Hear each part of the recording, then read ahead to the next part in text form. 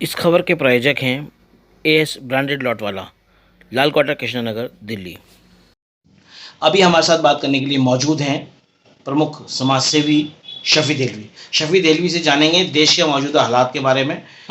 Education हो, राजनीति हो या फिर और भी कोई मामला हो, सब चीज़ों के अंदर धर्म इस कदर हावी हो गया है कि उसके चक्कर में मामला सुप्रीम कोर्ट तक जा पहुंचा है। चाहे यूपी का मामला हो, दूसरी स्टेट का मामला हो, इन सारे मामलों को आप कैसे देख रहे हैं? जी शफी साहब, इन सारे मामला को आप कैसे देख रहे हैं?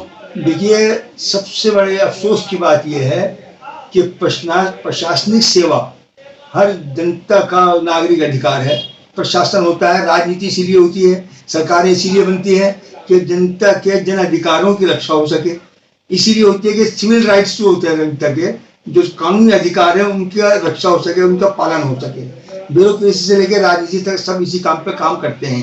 लेकिन अफसोस ये हो रहा है कि अब हर चीज के ऊपर जन नागरिक सेवा, जनता के अधिकार, सिविल राइट्स, ये सब चीजों को बात रखकर सिर्फ और सिर्फ मजहब की बात की जा रही है। हर बात को मजहब जोड़ दिया गया है।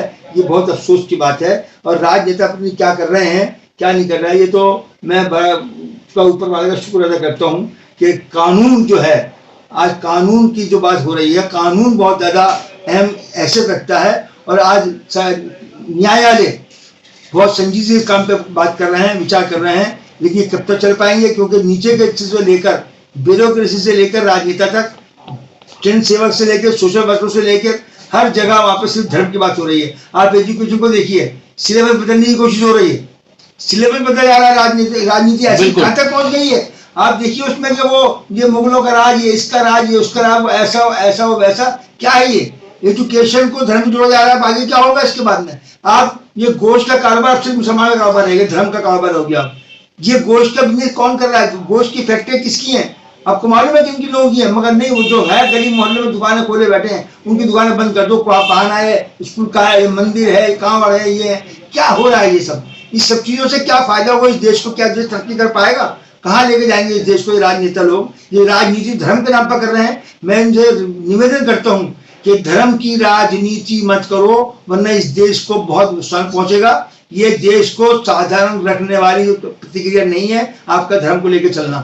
किताबों में जो जिक्र है, चाहे वो मुगलों का हो, अंग्रेजों का हो, सबका जो जिक्र होता है वो एक जनरल वे में होता है। लेकिन इस बार जो चीज़ें सामने आ रही हैं, एनसीईआरटी में जो चीज़ें सामने आ रही हैं, जो सिलेबस जो उन्होंने उसके अंदर चैप्टर्स चेंज किए, वो कुछ इस तरह के कर दिए कि उनकी जो जितनी भी निगेटिविटी थी वो सारी परोस दी गई है। उसके बाद में क्या होगा?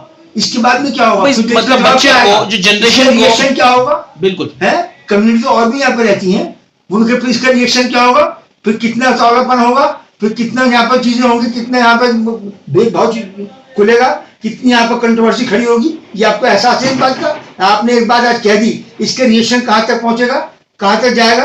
अरे ये तो हमारे देश के जो हिंदू मुस्लिम के मामले की बात करना, जो इतिहास की बात करते हैं, मेरे बहुत सारे दोस्त ऐसे हैं राजनीति में, सारे हिंदू हैं वो, और वो देश में देश की एकता की बात करते हैं। कभी हिंदू मुस्लिम की बात नहीं करते, कभी ईसाई और सिख की बात नहीं करते। हमारे यहाँ ये सब चीजें एक रहेंगी, इसलिए कि ये देश हमारा, ये देश सांप्रदायिक सद्भाव का देश है। यहाँ पर सारी राजनीति सांप्रदायिक सद्भाव की होनी चाहिए। और अब तक भी राजनेता बहुत सारे रहे, बहुत सारी पार्टियों मुकाबले हुए, बहुत सी पार्टियां लड़ती रही दूसरे के साथ, लेकिन सांप्रदायिक सद्भाव बना रहा। लेकिन अब तो सब चीजों पे सिर्फ सांप्रदायिकता हावी कर दी है, धर्म हावी कर दिया है। लोग परेशान है। कभी हिजाब का मामला, कभी नकाब का मामला, मॉब लिस्टिंग का मामला, कांवड़िया का मामला, घरों को मारने का नारा, किसी को लूटने का मामला, किसी को छीनने का मामला, धर्म परिवर्तन का मामला, धर्म की बात करना, पता नहीं समझ में नहीं आता। दूसरों को चीज है नहीं इनके पास। भाई कावड़िया जो है वो कोई आज से तो चल नहीं रहे, वो एक जमाने से चल रहे थे। और उनको आज भी बहुत से ऐसी जगह पे सद्भावना शिविर लगे होते हैं जहां मुसलमान भाई, दाढ़ी वाले भाई, कुर्ते वाले भाई, वो उनका स्वागत करते हैं। लेकिन कैंप लगाते हैं उनकी सेवा के लिए, उनकी खिदमत के लिए, उनकी खिदमत के लिए। लेकिन आप एक तरफा चीजें कर रहे हो, आप जो है रास्ते बंद कर रहे हो, आप जो है उनके रास्ते में पड़ने वाली जो दुकानें हैं, मीट की जो कारोबार कर रहे हैं लोग, मीट से क्या ताल्लुक, जो कारोबार कर रहे हैं उनको बंद कर रहे हो। उसका क्या ताल्लुक उस बात का? बिल्कुल। अच्छा, आप 2 दिन के 3 दिन के लिए दुकानें किसी बंद कर दी, फिर दुकान खुलेंगी नहीं खुलेंगी? बिल्कुल है। फिर भी तो वही रहेगा। मतलब इस तरह की बेवकूफ़ी की बातें करके वो देश को सामुदायिक उसमें भाव में बहा देना, ये कोई अच्छी बातें नहीं है। और ऐसे राजनेताओं को, जनता को बहिष्कार करना चाहिए, बहिष्कार होना चाहिए ऐसे लोगों का जो धर्म के नाम पर भेदभाव पैदा करते हैं, नफरत पैदा करते हैं और आपस में हमें लाने की बात करते हैं। हम तो इस देश के सब हिंदू मुस्लिम सिख ईसाई एक हैं, एक रहेंगे। ये अपनी कोशिश कर लें, कितनी कर सकते हैं हम देखते हैं। शफी साहब, ये रही बात जो है धार्मिक चीज़ों की, उन्माद की। अब बात अगर हम राजनीति की करते हैं तो पिछले दिनों नरेंद्र मोदी साहब को लेके जो मोहन भागवत है, उनकी बड़ी अजीब और बड़ी गंभीर टिप्पणी सामने आई है। 75 साल की उम्र वाली। बिल्कुल बिल्कुल। तो उसे आप कैसे देख रहे हैं? जो हम तो ऐसे देख रहे हैं कि सब ये राजनीति लॉलीपॉप है। आरएसएस का तो काम रहा है, हर 10 साल में फेस को यूज करते हैं, 10 साल हटाए दें उसको, बहाना कुछ भी कह दें, पिछले साल कह दें, कुछ और कह दें।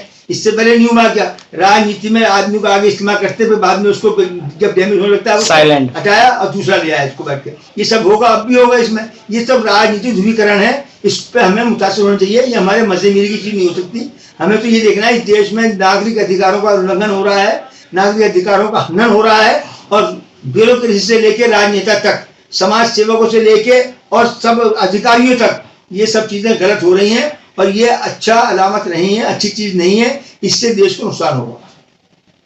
तो आपकी तरफ से किस तरह की सलाह है? हम तो देखिए एजुकेशन पे काम करते हैं, हम सामाजिक गठजोड़ पर बात करते हैं, सामाजिक गठबंधन की बात करते हैं, सामाजिक तौर पर ओबीसी के तौर पर। अब देखिए ओबीसी बंद है, ओबीसी के अधिकारों को काम नहीं हो रहा, माइनॉरिटी को काम नहीं हो रहा, कहीं भी दलितों को काम नहीं हो रहा। कहाँ है कमीशन जो अधिकारों बने हुए? ओबीसी कमीशन कहाँ है बताइए आप? कहाँ है माइनॉरिटी कमीशन? कोई राष्ट्रीय स्तर पर, स्टेट स्तर पर कोई चीज है? कैसे कैसे कानून कुछ बना के आप बैठ जाते हैं, अपनी मनमर्जी हो रही है। अफसर मनमानी कर रहे हैं, राजनेता मनमानी कर रहे हैं, नए नए कानून बना रहे हैं, मुख्यमंत्री कुछ कह रहे हैं, प्रधानमंत्री कुछ और कह रहे हैं, मिनिस्टर कुछ और कह रहे हैं, होम मिनिस्टर कुछ और कह रहे हैं। ये सब क्या है? ये सब लोगों को बेवकूफ बनाने वाली बातें हैं। जनता को चाहिए कि अपने आप एकजुट रहें, धार्मिक सद्भाव बनाकर रखें, धार्मिक मतभेद पैदा न होने दें। उसी से राजनेता फेल होंगे जो नफरत की आंधी चला रहे हैं। बहुत बहुत शुक्रिया।